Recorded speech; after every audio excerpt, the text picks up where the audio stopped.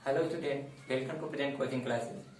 हम लोग पढ़ रहे हैं पांचवा चैप्टर विविधता एवं वंशागत का सिद्धांत। ठीक है, वंशागत एवं विविधता के सिद्धांत। इसमें आज हम लोग पढ़ेंगे सहलंगता एवं पुनर्योजन के बारे में। ठीक है, सहलंगता एवं पुनर्योजन के बारे में पिछले वीडियो में हमने गुणसूत्रीय सिद्धांत पढ़ा था। ठीक है, वंशागत का गुणसूत्रीय सिद्धांत पढ़ा था जिसको सटन और बाबेरी ने दिया था। ठीक है, तो उनके बाद क्या हुआ कि उस पर अर्थात जो मेंडल ने नियम बनाए थे वो देखा गया कि जो उनका द्विसंकर क्रॉस है, डाई हाइब्रिड क्रॉस है, वो क्या हो रहा है, हर जगह फॉलो नहीं कर रहा है।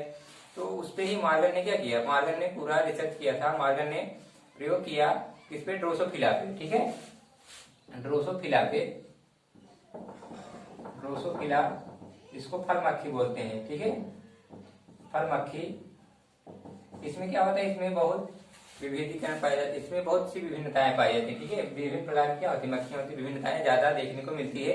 तो इसी के ऊपर टी.एच. मॉर्गन, ठीक है, टी.एच. मॉर्गन ने डाई हाइब्रिड क्रॉस करवाया। क्या करवाया, डाई हाइब्रिड क्रॉस करवाया। और उन्होंने क्या किया, एक पीले शरीर वाले, पीले शरीर और श्वेत आंख अर्थात सफेद आंख वाले फल मक्खी का क्रॉस किससे करवाया, क्रॉस करवाया भूरे शरीर और लाल आंख वालों से। ठीक है, लाल आंख वालों से इनका क्या करवाया, संकरण करवाया। और F1 पीढ़ी में जो भी जो जनरेशन प्राप्त हुई उसका क्या किया, आपस में पुनः संकरण करवाया। क्या करवाया, आपस में पुनः संकरण करवाया। और F2 पीढ़ी के अनुपात को देखा गया यहाँ पे। तो ये क्या था, मेंडल के जो अनुपात था, मेंडल का जो अनुपात था द्विसंकर क्रॉस का 9:3:1 का अनुपात जो था। ठीक है, ये अनुपात जो था ये यहाँ से क्या था, मेंडल के अनुपात से ये भिन्न था, मेंडल के अनुपात से ये भिन्न था। और जब भिन्न हो गया तो क्या उन्होंने बताया कि इसमें क्या होते हैं, इसमें बताया कि कुछ जीन क्या होते हैं, सहलग्न होते हैं। जो कुछ जीन क्या होते हैं, सहलग्न होते हैं। इसीलिए ऐसा होता है, जब जीन सहलग्न होंगे तब क्या होगा, वहां पे मेंडल का तीसरा जो नियम है वो नियम फॉलो नहीं होगा। ठीक है, इंडिपेंडेंट असॉर्टमेंट का नियम फॉलो नहीं होगा, स्वतंत्र बहुव्यूहन का नियम फॉलो वहां पे नहीं होगा। ठीक है, अगर क्या होंगे, जीन लिंक होंगे। तो आइए जानते थोड़ा सहलंगता के बारे में पहले।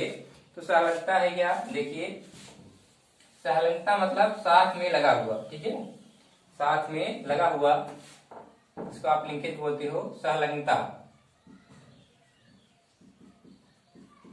मतलब साथ में लगा हुआ। होता क्या है सहलंगता, जब दो जीन, ठीक है, दो जीन पीढ़ी दर पीढ़ी क्या होते हैं, साथ में प्रकट होते हैं, साथ में प्रकट होते हैं। तो इन जीन्स को सहलग्न जीन, सहलग्न जीन कहते हैं। और इस घटना को सहलंगता कहते हैं, इस घटना को सहलग्नता कहते हैं। ठीक है, सहलग्नता कहते हैं। ठीक है, अर्थात जब क्या हो, जब दो जीन अर्थात दो लक्षण वाले जीन क्या हो, आपस में एक साथ प्रकट हो रहे हो। जैसे अभी बताया गया कि पीले शरीर और श्वेत आंख वाले। ठीक है, श्वेत आंख वाले, अगर ये क्या पीला शरीर और श्वेत आंख वाला जीन क्या हो रहा है, पीढ़ी दर पीढ़ी साथ में प्रकट हो रहा है। अर्थात इनकी वंशागत क्या हो रही है, एक साथ में हो रही है। जहां जा रहे दोनों साथ में जा रहे हैं, अर्थात दोनों में क्या हो गई, मित्रता है। जैसे क्या मित्रता है, दोनों जहां जाएंगे साथ में जाएंगे, तो इसको हम क्या कहेंगे, सहलग्न जीन कहेंगे। अर्थात ये क्या होते हैं, आपस में जुड़े होते हैं और पीढ़ी दर पीढ़ी क्या होते हैं, साथ में प्रकट होते हैं। तो इसी को हम क्या कहते हैं, सहलग्नता कहते हैं। ठीक है, जब टी.एच. मॉर्गन ने देखा कि F1 F2 पीढ़ी में क्या हो रहा है, अनुपात मेंडल के नियम से भिन्न आ रहा है, तो उन्होंने क्या बताया कि कुछ जीन क्या होते हैं, सहलग्न होते हैं, अर्थात एक दूसरे से जुड़े होते हैं। इसीलिए क्या होता है, इसीलिए वहां मेंडल का नियम फॉलो नहीं करता। जब जीन क्या होंगे, जुड़े होंगे और क्या होंगे, साथ में प्रकट होंगे, अर्थात वहां पे क्या होगा, इंडिपेंडेंट असॉर्टमेंट का नियम फॉलो नहीं होगा। अर्थात वो क्या होंगे, स्वतंत्र नहीं होंगे जीन, तब क्या होंगे, स्वतंत्र नहीं होंगे। जैसे आपको मेंडल के नियम में बताया गया था कि ब्राउन और येलो ठीक है। इसका संकरण करवाया गया था ग्रीन और रिंकल्ड से, झुर्रीदार और हरे से, पीला और गोल था, ठीक है। तो F1 पीढ़ी में क्या अनुपात किस प्रकार के पौधे प्राप्त हुए थे? सभी एक समान थे, पीले और गोल। लेकिन उसके बाद जब जीन इनमें बढ़ने लगा, क्या हुआ? ये इसके साथ भी जा सकता था, ये इसके साथ भी जा सकता था। तीसरा नियम मेंडल का क्या कहता है कि क्या होते हैं, जो कारक होते हैं वो क्या होते हैं, स्वतंत्र होते हैं, वो किसी के साथ भी प्रकट हो सकते हैं। ये कैपिटल वाई के साथ भी जा सकता है और स्मॉल वाई के साथ भी जा सकता है। उसी प्रकार छोटा जो स्मॉल आर है वो कैपिटल वाई के साथ भी जा सकता है और स्मॉल वाई के साथ भी जा सकता है, दोनों के साथ जा सकता है। लेकिन यहाँ जब क्या होंगे, जब जीन संलग्न होंगे, जीन क्या होंगे, संलग्न अर्थात एक दूसरे से जुड़े होंगे, तब ये नियम फॉलो नहीं होगा, इंडिपेंडेंट असॉर्टमेंट फॉलो नहीं होगा। अर्थात ये क्या है, यहाँ पे लिखा है ये इंडिपेंडेंट है, अर्थात एक दूसरे को प्रभावित नहीं कर रहे हैं, ये किसी के साथ भी जा सकता है। लेकिन संलग्न जीन में क्या होता है कि वो एक दूसरे के साथ जुड़े होते हैं, क्या होते हैं, एक दूसरे के साथ जुड़े होते हैं। जैसे मान लीजिए ये कोई क्रोमोसोम है और इस पे क्या हो रहे हैं, इस पे दो जीन है, ए और बी, ए और बी, ये दोनों क्या है, ये दोनों आपस में जुड़े हुए हैं, क्या है, आपस में जुड़े हुए हैं, एक ही गुणसूत्र में पाए जा रहे हैं। तो क्या होगा, ये क्या होंगे, बार बार अगर साथ में प्रकट हो रहे हैं, हमेशा ए बी साथ में आ रहा है, तो इसको क्या कहेंगे हम, संलग्न जीन कहेंगे, ठीक है, संलग्न जीन। और इस घटना को क्या कहेंगे, संलग्नता कहेंगे। और जब ये जीन क्या होंगे, जुड़े होंगे, तब क्या होगा, ये एक दूसरे को प्रभावित करेंगे, एक दूसरे को प्रभावित करेंगे, अर्थात क्या होगा, ए इसके साथ ही जाएगा, ए बी के साथ ही जाएगा, ये अलग नहीं होगा, ठीक है। ऐसे मान लीजिए मेंडल के नियम में जो एग्जाम्पल दिया गया था उसी समझिए। अगर यहाँ पे क्या हो, ये जीन आपस में, मान लीजिए दो जीन है, ए आर वाई और आर वाई है, ठीक है, और ये क्या है, आपस में संलग्न है, ये दोनों क्या है, आपस में संलग्न है ना, ये एक दूसरे क्या कर रहे हैं, एक दूसरे के साथ ही जाएंगे पहले। और इधर क्या है, small or capital, small Y small R small Y, ठीक है। ये जीन क्या है, संलग्न है, और ये क्या होगा, ये अपन पीढ़ी में देखेंगे तो यहाँ पे एक ही प्रकार का युग्म बनेगा और ये रेशियो आएगा, ठीक है। अर्थात ये अपन पीढ़ी तो क्या है, एक समान आएंगे। लेकिन जब F2 पीढ़ी में होगा तो ये क्या है, ये आपस में संलग्न जीन है, अर्थात जुड़े हुए हैं, क्या होगा, ये इसी के साथ जाएगा, इसके साथ नहीं जाएगा, स्मॉल वाई के साथ नहीं जाएगा, क्योंकि क्या है, ये कैपिटल वाई के साथ जुड़ा हुआ है। अर्थात अगर इस तरह से देखा जाए तो क्या है, ये है और ये इस तरह से, ठीक है। तो ये क्या है, ये इसके साथ जुड़ा हुआ है, तो क्या होगा, ये इसी के साथ जाएगा, ना कि ये इसके साथ जाएगा या इसके साथ जाएगा।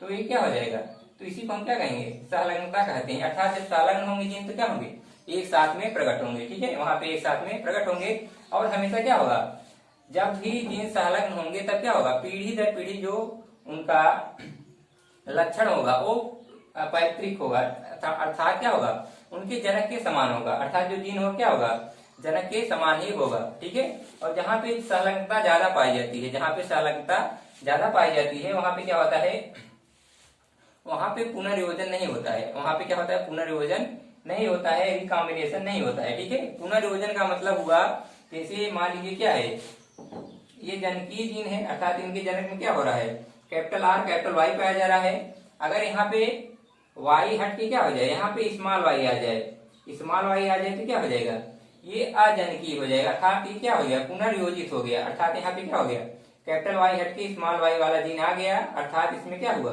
परिवर्तन हो गया। तो इसको हम क्या कहेंगे, पुनर्योजन कहेंगे, ठीक है। इसके बारे में थोड़ा हम आगे चर्चा करेंगे। संलग्नता क्या है, संलग्नता यही है कि जब क्या होंगे, किसी भी गुणसूत्र के दो जीन क्या होते हैं, आपस में जुड़े होते हैं, अर्थात एक साथ प्रकट होते हैं पीढ़ी दर पीढ़ी, इसी को हम क्या कहते हैं, संलग्न जीन कहते हैं। और इस घटना को क्या कहते हैं, संलग्नता कहते हैं, ठीक है। तो मार्गन ने यही बताया, जब उनका रेशियो क्या था, जब उनका रेशियो 9:3:3:1 से अलग आया, मेंडल के रेशियो से अलग आया, द्विसंकट का जो करवाया था मेंडल ने उससे अलग आया, तो मार्गन ने तुरंत बताया क्या होते हैं, कुछ जीन संलग्न होते हैं, इसीलिए वहां पे क्या होता है, ये नियम फॉलो नहीं करता, ठीक है। जहां पे जीन संलग्न होंगे वहां पे मेंडल का ये तीसरा नियम फॉलो नहीं करेगा, ठीक है, क्योंकि क्या होंगे, तब जीन वहां पे स्वतंत्र नहीं होंगे। जबकि मेंडल का तीसरा नियम क्या कहता है कि जीन जो होते हैं, जो कारक होते हैं, एक दूसरे को प्रभावित नहीं करते हैं, और वो किसी के साथ भी प्रकट हो सकते हैं। जबकि जब क्या होगा, जीन संलग्न होगा, जीन एक आपस में जुड़ा होगा, तो क्या होगा, जीन हमेशा एक साथ में ही प्रकट होगा। तो वहां पे क्या होगा, ये नियम वहां पे फॉलो नहीं करेगा, उसी को हम क्या कहेंगे, संलग्नता कहेंगे। ठीक है। और आपको बताया गया कि जीन जो होते हैं क्या होते हैं, जब गुणसूत्री सिद्धांत दिया सटन और बाबेरी ने, तो उसके बाद क्या हुआ, उसके बाद मॉर्गन ने भी क्या किया, जीन मत दिया, जीन सिद्धांत दिया। उसमें उन्होंने बताया क्या कि गुणसूत्र पर ही क्या होते हैं, जीन उपस्थित होते हैं, गुणसूत्र पर ही क्या होते हैं, जीन उपस्थित होते हैं। ठीक है।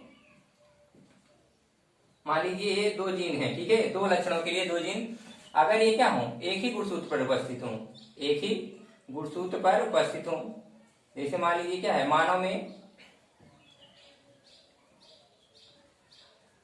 क्या होता है, 23 पेयर होते हैं, तो ये पहला जोड़ा हो गया। ठीक है, ये पहला जोड़ा मान लीजिए हो गया। तो इसमें अगर जीन क्या है, जीन ए और जीन बी, ठीक है, दोनों होमोलॉगस हैं, अर्थात यहाँ जिस प्रकार से वहां भी इस प्रकार से ही है।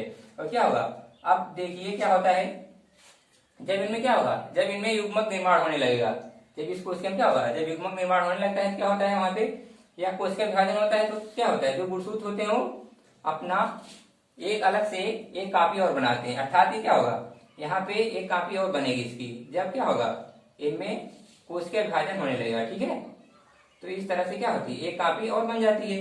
जब कॉपी बनेगी, इसी की सेम कॉपी बनेगी, तो क्या होगा, यहाँ भी ए होगा जीन, और यहाँ भी क्या होगा, ए ही होगा। इसी तरह से यहाँ भी बी होगा और यहाँ भी बी ही बनेगा।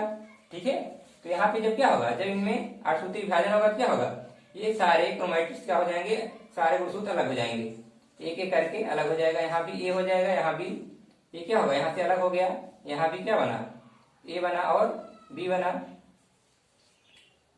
चार क्या होंगे, अर्थात जो भी क्या होंगे युग्मक बनेंगे, वो क्या होंगे, हमेशा इसी तरह के बनेंगे, अर्थात ए और बी के बनेंगे। ठीक है, और ये क्या होंगे, जीन संलग्न होगा, क्या होगा, ये साथ में ही प्रकट होंगे। और ये क्या हो, ऐसा तभी होता है जब क्या होंगे, एक ही गुणसूत्र पर जो दोनों जीन पाए जाते हैं, तब क्या होती है, तभी संलग्नता पाई जाती है, तभी क्या होती है, संलग्नता पाई जाती है। ठीक है, ये क्या हो, ये दोनों अलग अलग जीन्स पे उपस्थित हो, अर्थात एक गुणसूत्र ये हो गया, दूसरा गुणसूत्र ये हो गया। ठीक है, इस पे क्या है, ए है, इस पे बी है, इस पे क्या है, बी है, इस तरह से है, तब क्या होगा, तब यहाँ पे क्या होगा, जब अर्थसूत्री विभाजन होगा या जब युग्मक निर्माण होने लगेगा, कोशिका विभाजन समय क्या होगा, ये अपना एक और क्रोमैटिड बनाएगा, गुणसूत्र बनाएगा, तो यहाँ पे बी होगा, यहाँ पे क्या होगा, ए होगा, लेकिन अलग होते समय क्या होगा, ये अलग अलग हो जाएंगे।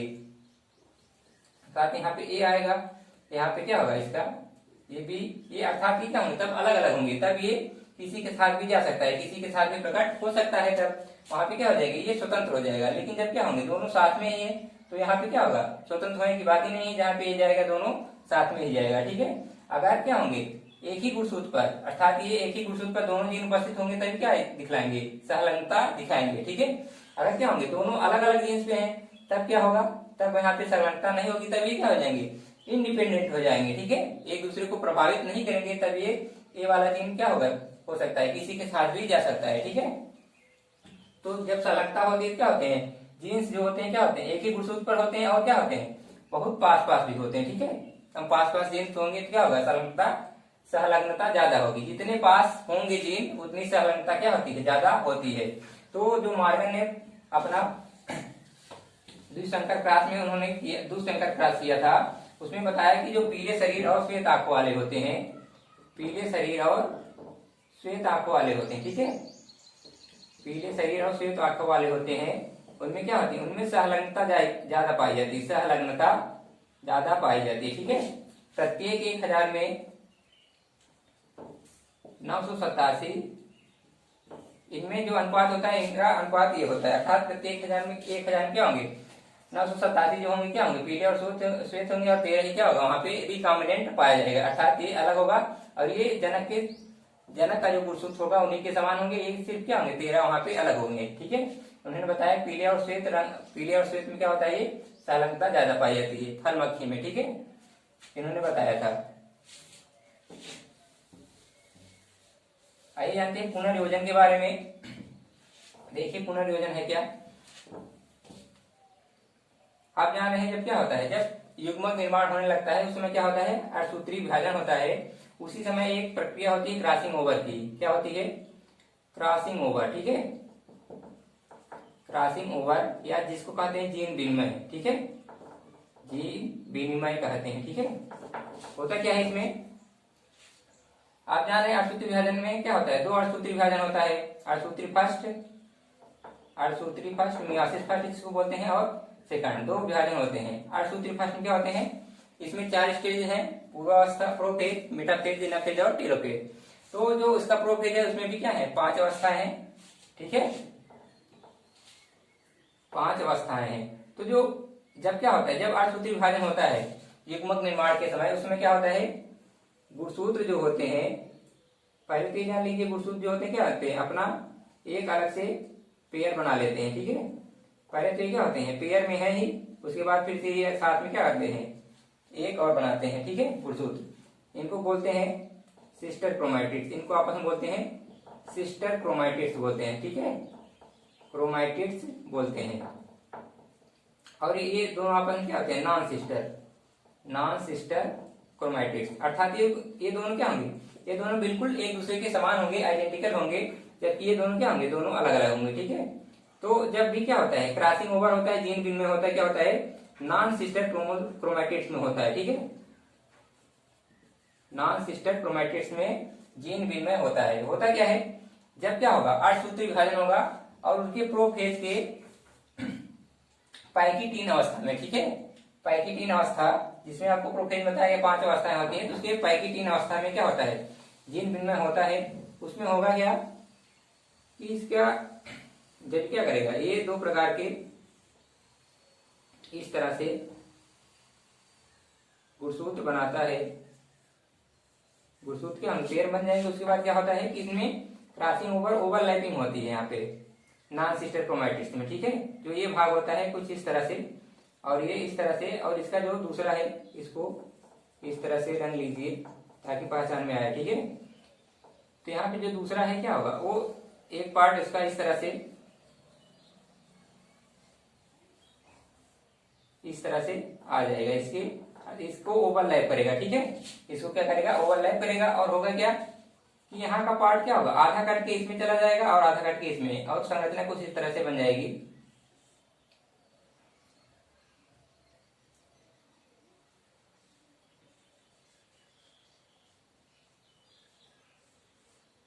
और यहाँ पे क्या है, ये इस तरह से जुड़ जाएगा, इस तरह से जुड़ा रहेगा। ठीक है, अब बाद में क्या होगा, अलग हो जाएंगे ये इस तरह से, यहाँ पे जो इस तरह से हो जाएगा, यहाँ पे ये आधा क्या होगा, यहाँ पे एक्सचेंज हो जाएगा। ठीक है, यहाँ पे क्या हो जाएगा, एक्सचेंज हो जाएगा, और ये क्या होगा, आधा यहाँ पे भी एक्सचेंज हो जाएगा। और ये जहाँ पे जुड़ता है इसको बोलते हैं किएज्मा। ठीक है, यहाँ पे जुड़ता है इसको क्या बोलते हैं, किएज्मा बोलते हैं। ठीक है, किएज्मा बोलते हैं। ठीक है, यहाँ पे अब यही देखिए, यहाँ पे क्या हुआ, इसका जो गुणसूत्र है यहाँ पे क्या हो गया, बदल गया। पहले तो क्या था, इस तरह से था, ये क्या है, ये पैरेंटल है, ये पैरेंटल है, ये क्या है, रिकॉम्बिनेंट है। यहाँ पे क्या हो गया, इसका पुनर्योजन हो गया, अर्थात ये इसके साथ क्या हो गया, इसमें मिलावट हो गई, इसीलिए इसको क्या कहते हैं, पुनर्योजन हो गया। अर्थात इसमें क्या हो गया, इसका गुणसूत्र इसमें आ गया, इसका थोड़ा सा उसमें आ गया, इसीलिए क्या हो गया, यहाँ पे पुनर्योजन हो गया। तो इसी प्रक्रिया को क्या कहते हैं, पुनर्योजन, इसको कहते हैं क्रॉसिंग ओवर। और जो जीन बनता है इसको क्या कहते हैं, पुनर्योजन कहते हैं, रिकॉम्बिनेशन कहते हैं।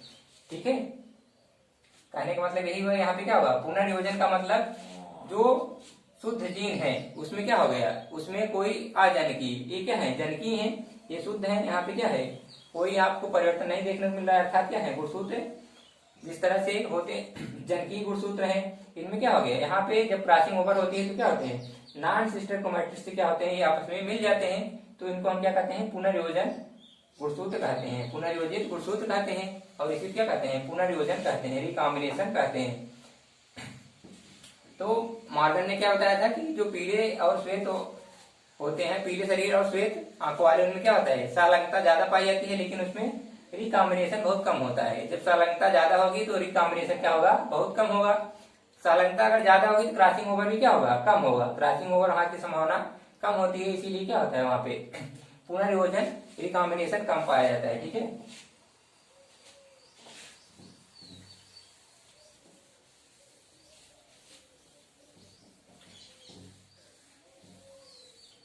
पुनर्योजन का मतलब हुआ क्या? पुनर्योजन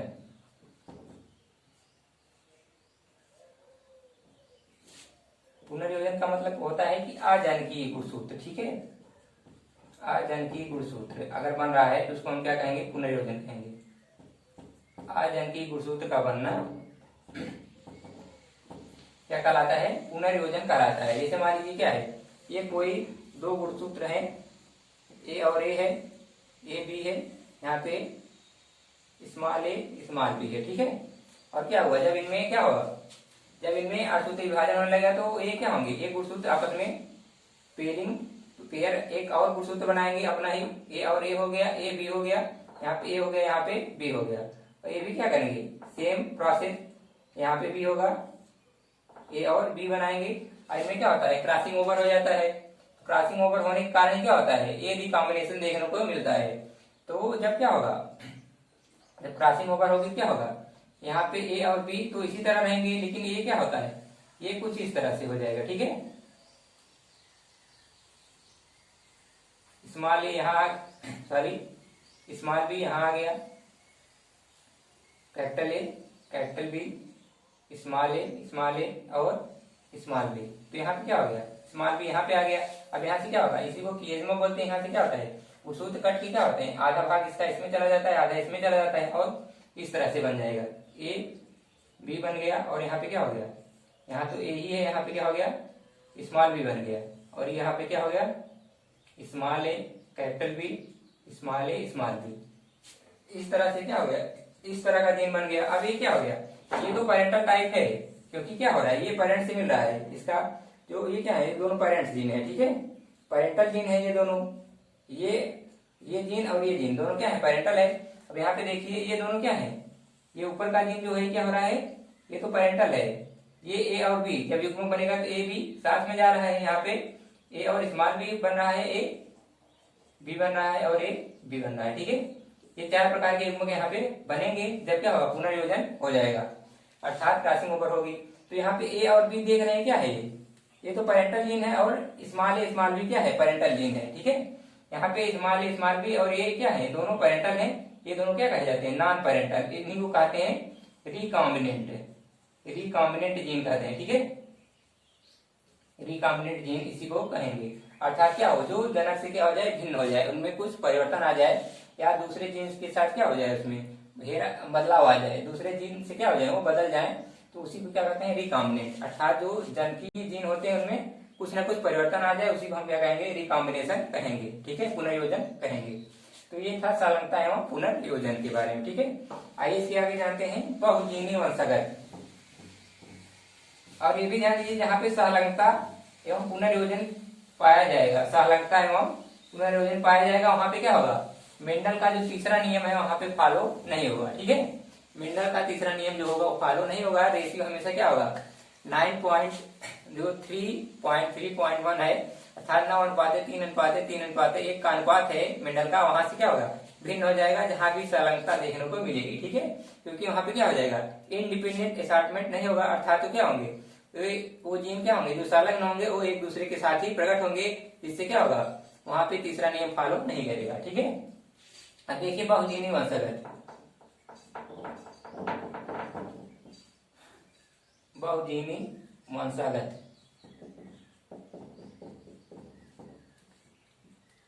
बहुजीनी मतलब एक से अधिक जीन हो, दो से अधिक हो, वहां पर हम बहुजीनी कहते हैं, ठीक है।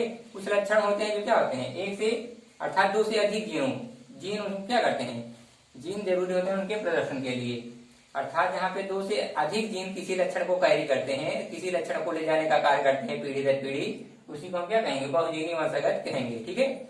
जैसे एक एग्जांपल समझिए, मानव का जो रंग होता है, अर्थात स्किन का कलर जो होता है वो 3 जीनों के द्वारा, ABC, ठीक है, 3 जीनों के द्वारा क्या होता है, वंशागति होती है इनकी 3 जीनों के कारण।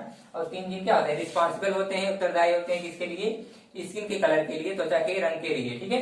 जो कैपिटल है, कैपिटल बी और कैपिटल सी, ये क्या है, ये गहरे रंग के लिए है, क्या है, गहरे रंग के लिए है, और स्मॉल ए स्मॉल बी और स्मॉल सी क्या है, हल्के रंग के लिए, ठीक है, हल्के रंग के लिए है। तो क्या होते हैं, ये तीनों क्या करते हैं, जब दो से अधिक जीन हो गए, ठीक है, किसी लक्षण के लिए क्या हो गए, दो से अधिक जीन हो गए, तो उसी को हम क्या कहेंगे, बहुजीनी वंशागत कहेंगे। ठीक है, इनकी वंशागत कैसे होगी, मान लीजिए इनका आपस में क्रॉस ओवर क्या होगा, ए बी बी और सी सी, इस तरह से क्या होगा, इस तरह से बनेगा यहाँ पे। और क्या होगा, दोनों के बीच का कलर हो जाएगा। ठीक है, गहरे रंग के और हल्के रंग के बीच का कलर हो जाएगा। इसी तरह से जिस तरह का इनका कॉम्बिनेशन होगा उसी तरह से रंग का प्रदर्शन भी होगा। ठीक है, जैसे मान लीजिए एबीसी में क्या हो गया, सिर्फ एक स्मॉल ए आया, तो वहां पे क्या होगा, रंग थोड़ा सा हल्का हो जाएगा। इसी तरह से क्या होगा, इनकी वंशागत होती है। ठीक है, बहुजीनी वंशागत का मतलब वहां पे जब क्या हो जाएंगे, दो से अधिक जीन हो जाते हैं, जब उनकी वंशागत साथ में होती है, उसी को हम क्या कहेंगे, बहुजीनी वंशागत कहते हैं। अर्थात किसी लक्षण के लिए जब क्या हो, दो से अधिक जीन उनके उसके लिए रिस्पॉन्सिबल हो, उत्तरदायी हो, और वो क्या करते हैं, वो साथ में प्रकट होते हैं, तो उसी को हम क्या कहेंगे, बहुजीनी वंशागत कहेंगे। अर्थात दो से अधिक जीनों का वंशागत। ठीक है, बहुजीनी वंशागत, इसका एग्जाम्पल क्या है, एसिन का कलर जो तीन जीनों के द्वारा क्या होता है, कैरी होता है, ले जाया जाता है। ये क्या है, ये प्रभावी है या प्रभावी है, लेकिन होता क्या है, यहाँ पे दोनों सह प्रभाविता दिखाते हैं, अर्थात साथ साथ प्रभाविता दिखाते हैं। जब क्या होगा, दोनों मिक्स हो जाएंगे, तो यहाँ पे कलर क्या हो जाएगा, दोनों के बीच का हो जाएगा, गहरे रंग के और हल्के रंग के बीच का हो जाएगा। इसी तरह से इनका कॉम्बिनेशन जिस तरह से होगा, उसी तरह का रंग भी इस इनका होगा। ठीक है, ये है बहुजीनी वंशागत।